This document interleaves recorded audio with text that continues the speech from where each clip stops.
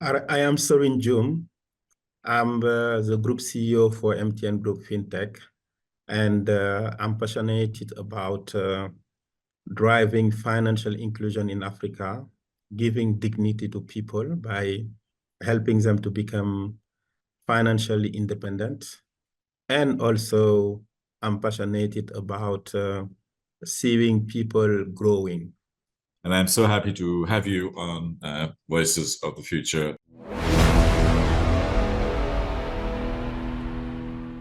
Ladies and gentlemen, we are absolutely delighted, honored, privileged to have Serigne Dioum with us today on Voices of the Future.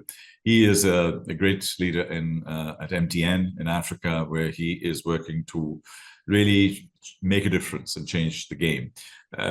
Like he said, inclusion, empowerment, making people something and somebody are his passions, and we'll certainly talk about all of those things. In addition, we'll talk to him about his views of the future and how telcos have become techcos and now fincos, how that shift has happened, and also the important things in life, the values in life as we look into our future. So that's going to be the summary of our conversation. Serigne, firstly, welcome. Thank you for being here with us today. Thank you very much, Tariq, and thank you for having me. Serigne, can we take you to little Serigne running around in Senegal? And were you naughty? Were you curious? Were you, or were you a good student and getting straight A's and being good, and your parents were never worried about you? Yes, little Serigne was in Senegal, somewhere in Senegal, in Dakar, and in Medina, which is an area of Dakar called Medina. It is not far from the center, and I was born there, and I spent all my childhood there. And also I was going to a school which was like 500 meters from school, so also in the same areas. And I think for me, maybe to introduce what I can tell to you, which can give you a view of little Serigne, is maybe about my parents and also my family. So I was born in a family of, my father used to have 4 wives, and he had 33 kids also. So I was a member of a family of 33 kids, and you imagine how to educate all of us and make us to know what is good, what is bad. And I believe that he did very well, because among us, I think all of us are successful and having a good life, and with families, with kids, and we are not always together, but everyone is anywhere, somewhere in the world. So in a lot of places in the world, but I must say that he did well. So when I look at my childhood, I think something, and by the way, I'm a Muslim. And I think that also had a very good impact on me, because as a Muslim, we used to have a Quran teacher at home. So who used to come when we did not have schools. So on Wednesdays, Saturday, and Sunday. So to summarize, if we were not at school, we were having Quran at home, and we had like a classroom where he was coming, and he used to live at home actually. So and I think for me, and I studied Quran before I started the formal school, and to memorize it and learn Arabic, it helped me actually. We say that, by learning Quran, it helps you to develop your capacity to memorize and to be smarter when you get to school. And that I was doing it until I think I was 15 or 18. So it is, and that I think was a moment that I was spending with my brothers and sisters, and it was mainly family moments, because we were only among ourselves in the family. Yeah. I think that is something that I think impacted my childhood. Yeah. And did that sort of sense of brotherhood, family, community, learning, togetherness, that sense of connection, has that impacted you as you have grown and developed in your life in terms of education, business, and so on? Has that those values actually been with you all the way through? Yes, for sure. For me, family is something very important. And I mean, family is the thing I position first in everything I do. And it is why also, even in the working environment, I'm trying to reproduce that because people who are working for me, I take them as family members and I try to give to them the best I can, Yeah. to manage them properly, to give to them also guidance and help them, not only, in the working environment, but overall. Yeah. So for me, the most important part is when I don't work with someone anymore, that someone wants to become my friend because there is nothing that I do that is personalized, is, it's more on the interest of the company. And I explain it to people and I develop a really brotherhood relationship with people I work with.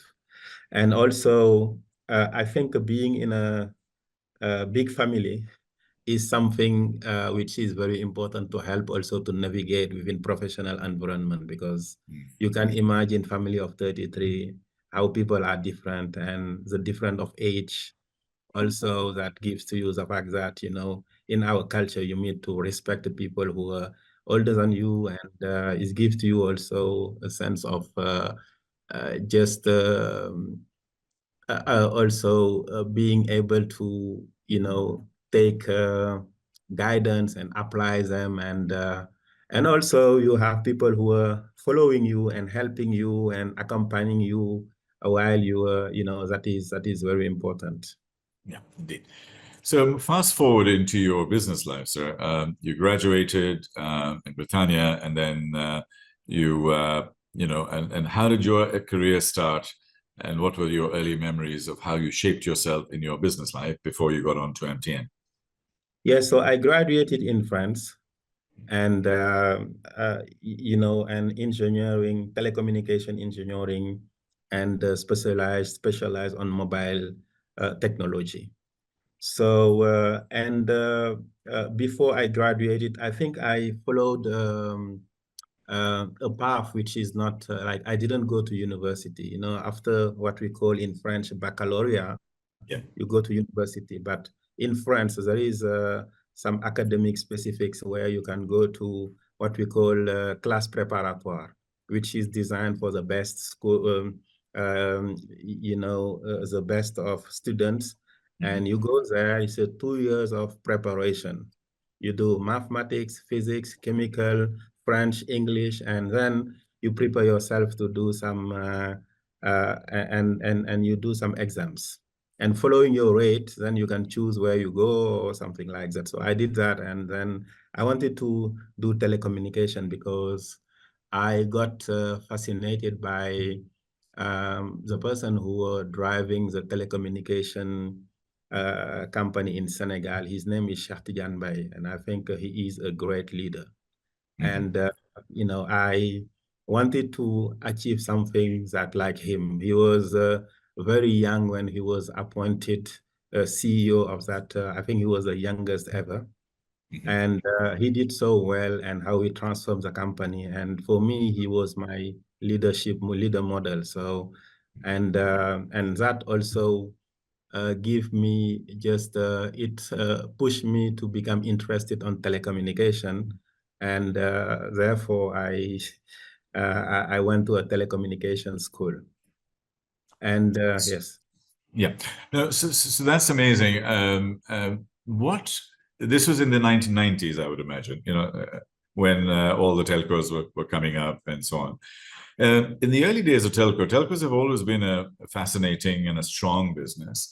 But then we had the internet, and then that was the first battle, and then what was your experience in the late 90s, early 2000s in terms of all of the OTTs coming on board and jumping on top of the telcos, them making lots and lots of money, and you guys are just taking basic subscriptions. When I look back 15 years, it just didn't seem fair or right. But the telcos are allowing that to happen. What are your views on that, and how have you started changing that?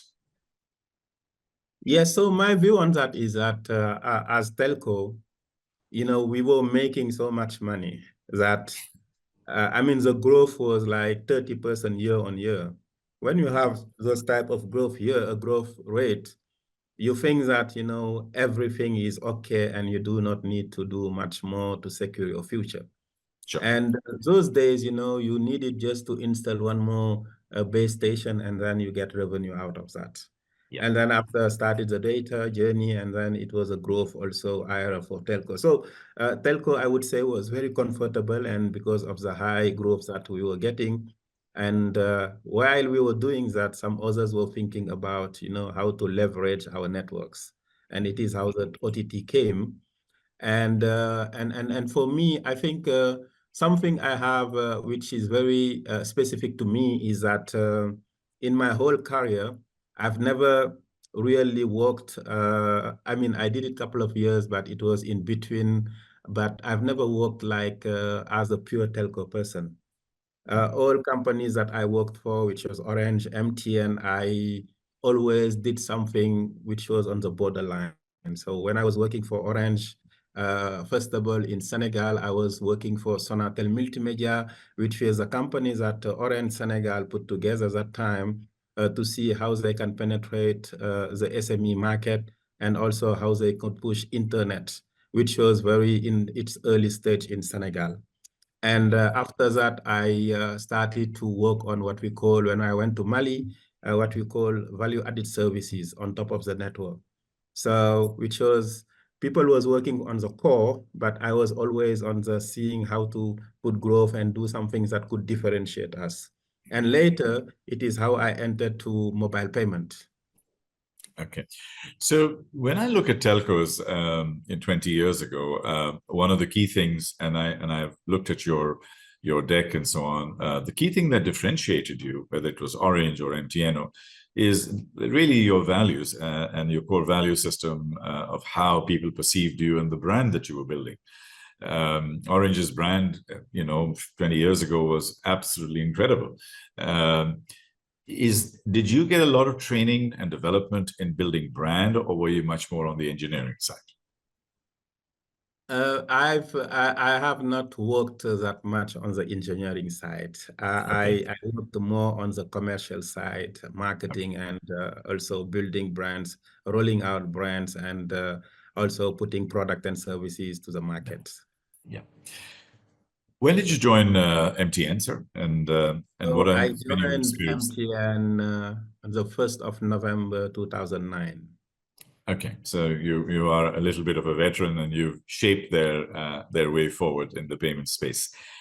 Yeah, Yes, I was recruited in MTN by someone called Christian De Faria. He was okay, a visionary. Unfortunately, he passed away last year. But I think he's someone also who I met with, and he offered me a job to come to MTN. That time, what we call today fintech was almost inexistent in MTN, and also SMEs offers was very, quasi inexistent. So he brought me to develop those two areas with MTN. When I said earlier, people were very comfortable in the growth that we were having that time with the core business. yeah. Let's talk about your passion areas. Passion area number one, Africa. And I have interviewed several people from Africa, and one lady from Democratic Republic of Congo, she's Queen Diambi. I was interviewing her, and I naively and innocently said about Africa, my mistake. So I said, Africa is really looking good, and it's the final frontier. And she looked at me and said, young man, we are not the final frontier. We are the original frontier. We are the first frontier. So I have created a book, the chapter in the book called Africa, the First Frontier. So it's my compliment to Africa that we are going back to its original glory. So Africa, obviously, the rate at which it's growing, by 2030 is going to be 1.4 billion, and by 2050 is going to be 2 billion, representing 25% of the world's population. So it's very significant. So that's one. The second is you mentioned inclusion. Financial inclusion is literally the heart soul of everything, and I dare say you're doing all of that. And third is getting into women and youth. So these are some of the passion areas as I understand. But before I go there, you got a telco. Telcos started becoming techcos, and then they started diversifying into new areas. And now you are looking at a finco, which is a financial company, a fintech, but using the backbone of a telco. Can you just share your views and thoughts on that sort of journey for our listeners and viewers to understand how this transformation actually happened? Because it's a really, really tough thing to do, the transformation, I mean. So, Tariq, maybe before I go there, I think we talked about my childhood, and Yes. if you want to know me about as a person, I think Please. I need to talk a bit about my family. Of course, of course. So, and I would start with my wife.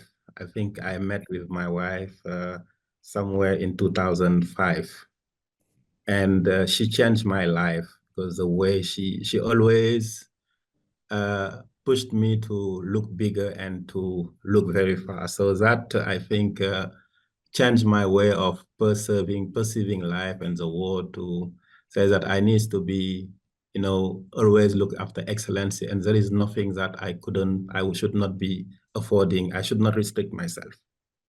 And until now, it is, we are married since more than, since 2006. And I think she gave me 4 wonderful kids also. And I think a lot of how I am today, if I did not meet her, or if I was not with her, I would not become the person I am today.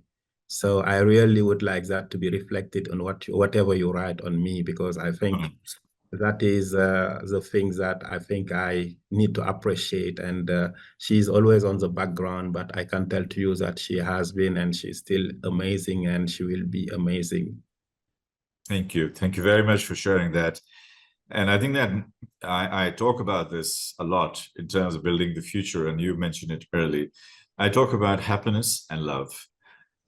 And the highest vibration is love.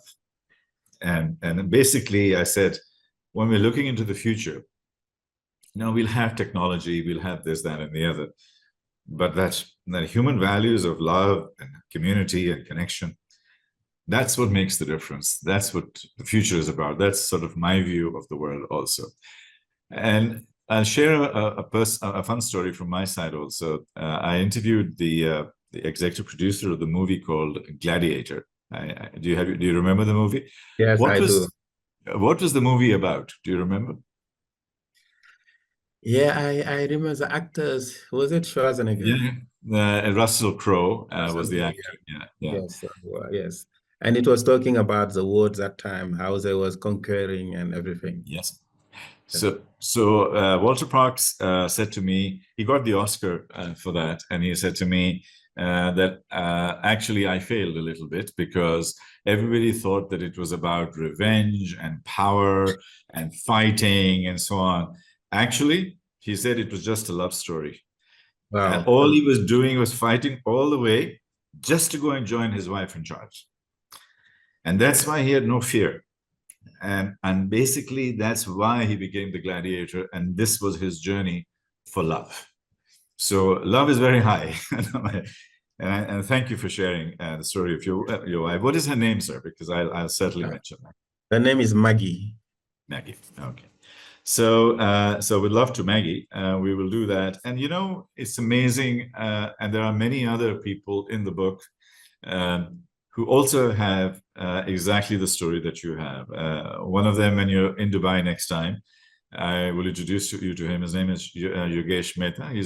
He came in with nothing. Today he's a billionaire. and he was in love with his wife since he was about 12. She didn't know until he was about 15. So 3 years he was just a secret admirer. And now he's 60 years old, and he said, I have always loved her, and that has been the reason for what I have become. So I can resonate with the story. So thank you for sharing that story. And I will certainly build that in the most beautiful way. Okay, super. So let me come back to your question, Yeah. which is about moving from telco to techcos for companies. So what I would say about that is that I'm amongst people who are driving the change. Mhm. Starting fintech within telcos in an environment where the growth rates were very high with the core business, and convincing people internally to invest on fintech, which would be the next area of growth, where the growth was still very high. And I think that is really what what was driving me. Is since the beginning, I believe that fintech was the future of telco. Okay. So, and I had, when I started, or after that, 2010, 2011 in MTN, a lot of opportunities to move into the core business and become a CEO of an operation. And I always declined them, and to focus on building what our fintech business is today. Mhm. And that is really about driving change internally, because to drive fintech successfully, you need to change the way or you are operating. And your customers, instead of using the phone to call and send WhatsApps or whatever they need to do financial services with it, you change the way your customers are perceiving you. Second one, your agents, instead of selling only airtime, they will sell financial services, resist the people and everything. Internally, which is the most difficult part, is that people, they need to acknowledge that they think they have something which is much more complicated, which is much more demanding. And to do that is something which was quite a journey. And for me, building that within MTN internally, I can tell to you that it is harder than creating a startup outside and pitching for money, Oh, absolutely. because yes, so this is really, and now I think most of the telcos are really are trying to shift from a telco business to a techco business. So that means that we want to become a platform, Yeah. and several platforms: the telco for MTN, the fintech, the enterprise, and the other business, the other platforms that we are building. And for me, we couldn't be there if there was not people like me who started driving the change. And because the platform, the fintech platform, we started building it in MTN since 2009. And today it is a mature business, and it is why people are encouraged to talk about building, consolidating the fintech business as a platform, but building new platform, because they know that they can leverage the telco asset to build that. And Yeah. also the second thing I wanted to talk about is the fact that as a telco in Africa, we have unique assets. As MTN, for example, you have 300 million customers, you have a wide distribution network, you have a brand which is trusted and loved by everyone in the continent. And also you have people who are working for you, who knows the continent, and you who know about what they do, you who knows also as a business and understand it well. So those core assets that a telco have is really the foundation that they leverage on to build the platform businesses. Yeah. And yes, and coming back maybe to something you mentioned earlier, which was the OTTs coming and building on top of telcos. I would say that this is also what is driving our strategy when it comes to fintech, because 5 years ago we sat down and we told to ourselves we want to avoid what happened to the telcos with OTT Yeah. to happen to us, and then we are building a platform, and we are giving to our customers a best-in-class, world best-in-class customer experience, product and services, so that whoever comes provide to them, they already have it, and it will make sustainable our business, and to avoid people coming and extracting value on top of what we have built or what we are building. Indeed. Two big trends. One of them obviously is in China, because they went from basic banking stuff to mobile banking in one go. $77 trillion worth of transactions on the mobile network, Tencent, WeChat, Ant, and others. So that's significant. I think Africa could probably learn from something like that and see how they did that. So I think that's one big trend.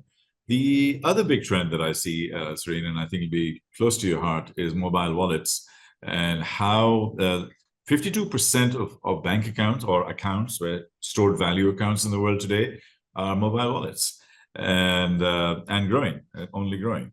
So if we look at these two trends within Africa, you can literally leapfrog, and 300 million customers will look nothing, because you can double it to 600 million. And then double it again in 10 years' time. So that level of growth is not possible as far as banks are concerned, because of their core systems are too heavy and clunky, while you already have the last mile connection. So what's your big ambition? What are you trying to achieve? So my ambition is to build the largest fintech platform in Africa by Africans. Mm-hmm. And that is very important. And yep. And also, my vision is really to also give dignity to people. Yeah. What I call dignity is that when a person becomes financially independent, this is very important, because most of things that we are doing, people are opening an account for some people, giving loans and everything. But at the end of the day, what I want in each of my customers, every single customer, to be able to save money, to be able to maybe take a loan to open a business and start saving money and being independent, and being able now to fulfill duties, to pay school fees, to give food to families, and to save for the future of their families. So this is what I want every single African to go through, and to help them to grow their wealth, and if they have companies, to grow their companies. And this is really why I wake up every day. I am doing. But overall, we want to build also the largest fintech business in Africa. We do have currently the largest one, but we want to consolidate it and to be the largest by far. When I was working with Stanbic, we were looking and talking about 100 million women in Nigeria. And women are a powerhouse. And again, in respect to Maggie, and also to all of those amazing women who are out there, who are the backbone of families and societies. You have empowered them, and getting that inclusion process for women and empowering those women. What kind of initiatives are you doing to make sure that 500 million women in Africa will be connected and will have an opportunity to have that dignity of life? I think what we are doing, which is powerful, is that we give to them tools or what they need to be successful. So let me give you an example. Last time I was in Rwanda, and I went to do a market visit, what I do when I go to a country. And we met with one lady, so who was selling tomato in a market in Rwanda, in Kigali. And so I started discussing with her, asking to her if she was mobile money customer, and she told me yes. I said, what are you doing? She said, look, I started by taking a loan every morning. I will take a loan in the morning, and I will go and buy tomato in bulk, and I will sell them during the day. And end of the day, I would sell all my tomatoes, and I will reimburse the loan the same day, and I will have some extra money, and I will save part of it, and part of it I will use it to pay food for the day after, and to give some money to my kids. And what I save at the end, I use it to pay school fees, and now my kids are going to university. And also, now also I've saved enough not to take a loan anymore. I have my own working capital. And for me, we empowered someone who were able to make impact on her life, but to impact also the life of her family, and to grow her family in a way where her children were able to be educated properly and to go to university. So for me, this is how we really empower women. And I can talk about a lot of initiatives that we are having across the countries where we are operating. But our essence is that we help people to build something and to Yeah. become after that very independent and to be able to carry also their family alone with them. Yeah. Thank you for that, sir. When I look into the future as a futurist, and let's just, on the final phase of this conversation, talk about that. I always say that trust is the number one thing that will define our future. Trust, truth, integrity, ethics, because without that, nothing works. The second area which I talk about, which I see so beautifully in you, and I'm saying this with respect and admiration, is a sense of empathy and human values. And the way you share your stories with empathy and human values. How are we teaching our young people, our schools, and other environments to share that same values that you have and the empathy that you have to be able to be great leaders of the future? I think for me, something which is very important is to help the younger generation to believe in principles. Because if you look at the world currently, it lacks a bit of principle. And and also for me, foundation in life is also you believe on principles and you apply them. And I am a Muslim, and I practice and I believe that, and everything around it. But most of my colleagues do not know that I'm a Muslim, that I practice.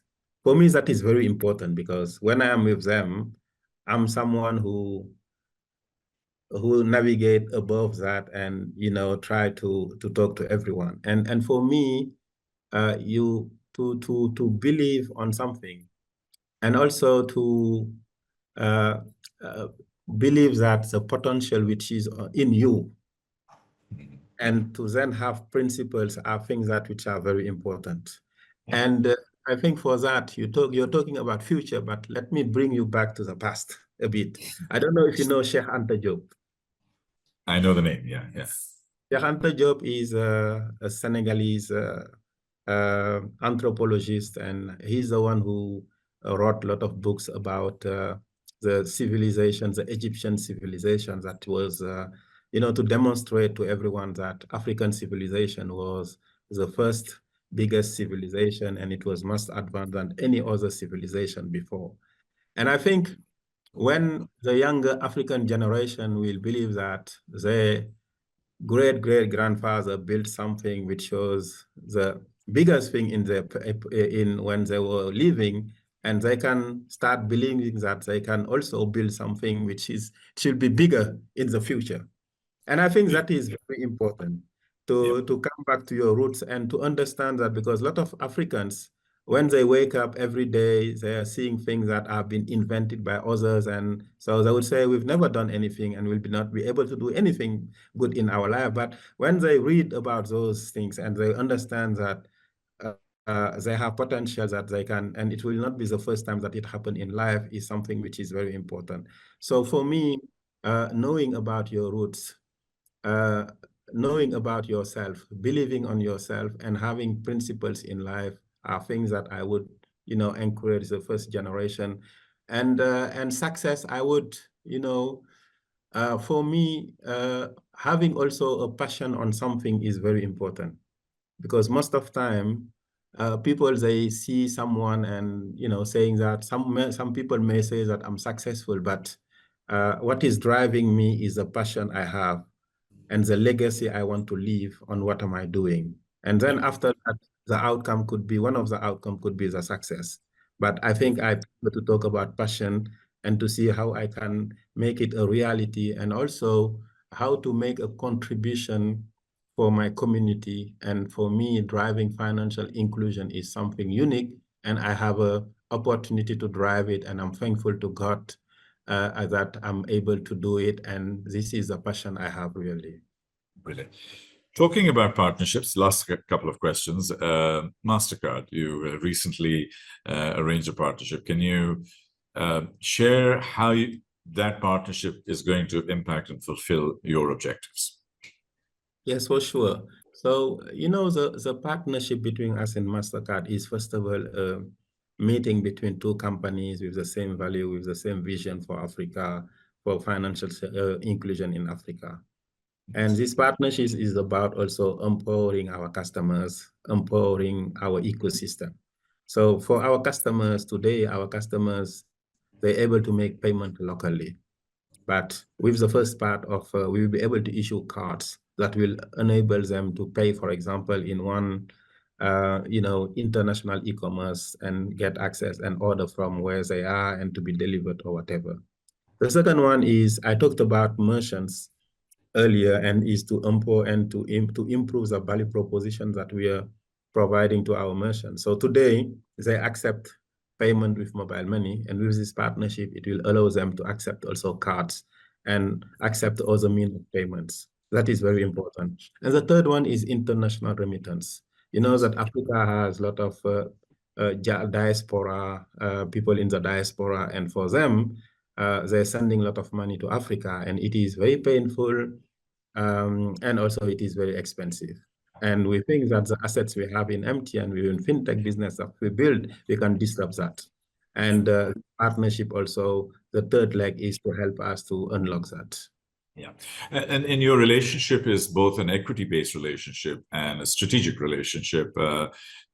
Is that an interesting new way of teaming up with organizations, great organizations like MasterCard, is to get them, with skin in the game rather than just a platform to use? Yes, so for us, I think we decided that we have a strategy, and we decided to look at strategic partners that could help us to accelerate the execution of our strategy. Yeah. And, there is a proverb that is saying that if you want to go, if you want to go far, Go alone. Go alone, or if you want to go fast, go alone. But if you want to go far, you need to go together. And Yes. I think our vision is a vision for long term for Africa. And we think that with MasterCard, it will help us to really build in a payment and e-commerce business, and quicker than if we do it alone, if we're going to do it alone. So it is why we've decided. 15 years ago, to me, telcos were a vertical, but today they are horizontal. And you have mentioned one horizontal, but there are several others like health and automotive sector, or manufacturing, banking and finance you've already covered, maybe perhaps the energy sector, but particularly health, which is a massive industry which is ready for disruption, whether it's through insurance or through data and having our own personal data, etc. Is that the way you are looking into the future beyond 2025, which is more natural, into going into other segments like this, like health, automotive, and so on? Yes, for sure. We think that, we've started with 5 verticals, and one of them is insurance. And we've partnered also with Sanlam to build the largest insurtech business in Africa. So, for us, other verticals like health are things that are very important, education. And, when you're a payment platform, you can allow people to get access to everything. And because you have the payment mean, you can push everything to them. And and there are a lot of verticals that we think that we will make accessible to our people through our platform. And for that, there are things that we will be building alone, but most of things will come through partnerships. And my final question, sir, let's put ourselves in a time machine, in a time capsule, and we invite Maggie, we invite your 4 children, and we are now reaching your 100th birthday.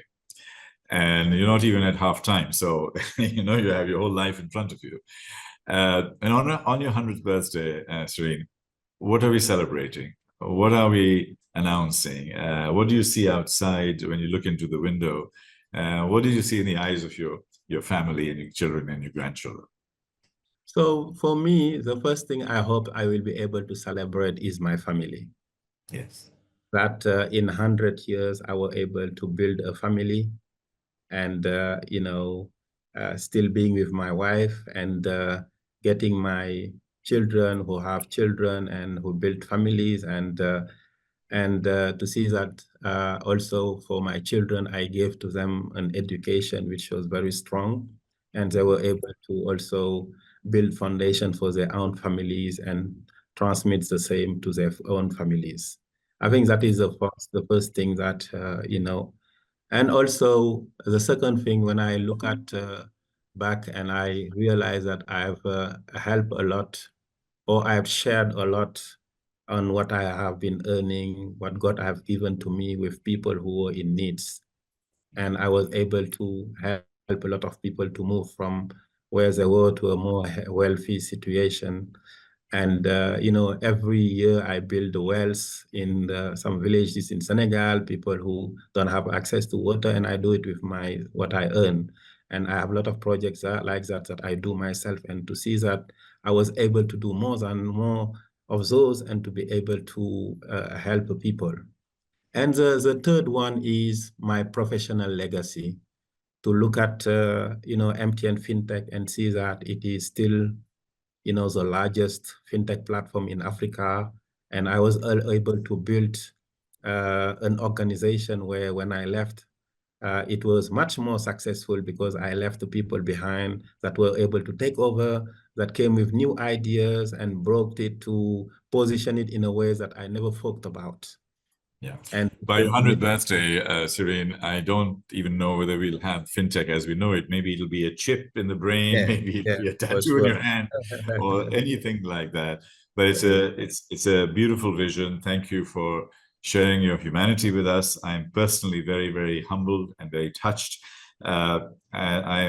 Thank you for sharing about your family. I think this is so beautiful. And when I talk about the future, Serigne, I always end about talking about humanity and family, because technology is always going to happen, because it'll be a million times faster and a million times cheaper. But anything that cannot be digitized, love, harmony, imagination, heart, soul, loyalty, connection, critical thinking, common sense, these will be a million times more valuable in the future. And that is indeed the voice of the future, and your voice of humanity and your voice of professionalism and your voice of love has been absolutely beautiful. Thank you. Thank you, Serigne.